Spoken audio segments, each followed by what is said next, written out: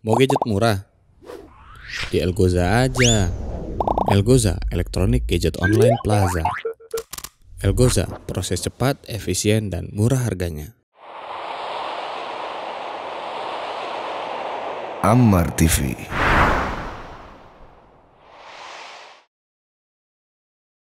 Al-Muzammil, orang yang berselimut atau orang yang menjadikan selimut sebagai temannya. Orang yang berteman lah ya, arti lainnya.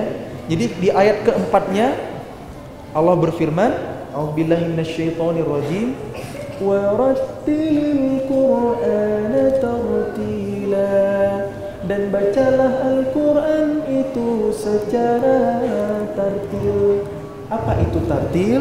Sahabat Ali radhiyallahu an ketika ditanya pernah menjelaskan, pernah menjawab, at-tartil tajwidul huruf wa ma'rifatul wuquf. Itu definisi dari tartil. Kalau kita lihat terjemah di mushaf kita, arti dari tartil itu perlahan-lahan, pelan-pelan, ngaji santai. Sebenarnya maksudnya di situ adalah konsisten. Apanya yang konsisten? Tajwidul huruf wa ma'rifatul wuquf. Huruf-huruf Al-Qur'an itu tepat, benar makharijul hurufnya, tempat keluarnya. Sifatul hurufnya juga benar. Kemudian waqaf dan ibtida'nya, di mana kita berhenti dan di mana memulai kembali bacaan juga tepat. Itulah bacaan yang tartil. Itulah prioritas utama ketika kita membaca Al-Qur'an. Bacaan Al-Qur'an yang kama unzil. Ketika diturunkan, bagaimana malaikat Jibril membacakannya kepada Rasulullah SAW? Bagaimana lisan Rasulullah membacakannya di hadapan para sahabat? Kemudian para sahabat meriwayatkannya hari ini ke ulama-ulama qiraat yang bersanad, yang silsilahnya itu bertemu, bersambung sampai ke Rasulullah.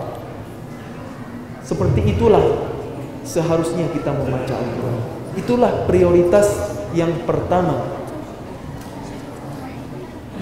Tata cara membaca Al-Quran secara baik dan benar, ilmunya namanya ilmu tajwid. Itulah bacaan Al-Quran yang terbaik.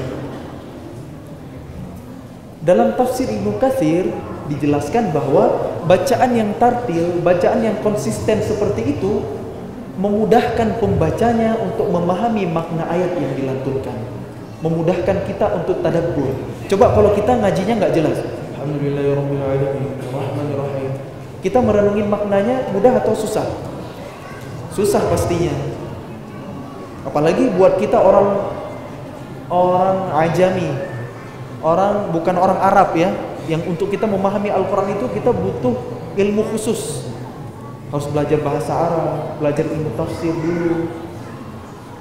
Jadi kalau bacaan Al-Quran kita nggak jelas, ya susah kita memahami Al-Quran.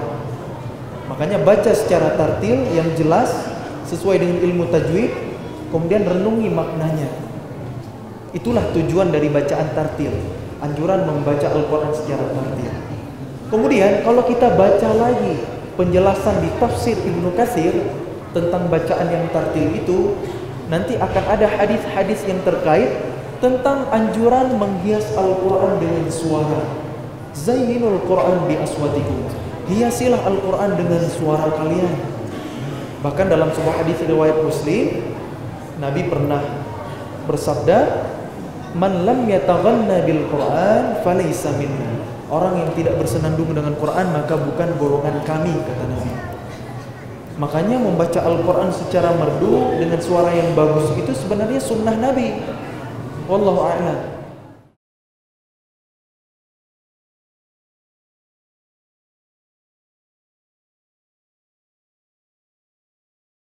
Hai, sahabat Ammar TV, sudah lihat kan videonya? Masya Allah bukan? Insya Allah videonya bermanfaat ya. Yuk bantu dakwah kami dengan menyalurkan zakat, infak, dan sodako ke rekening kami.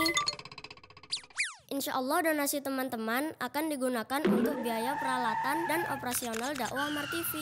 Terima kasih ya sudah nonton video kami. Jangan lupa like, komen, dan share video-video kami. Jazakumullah khairan.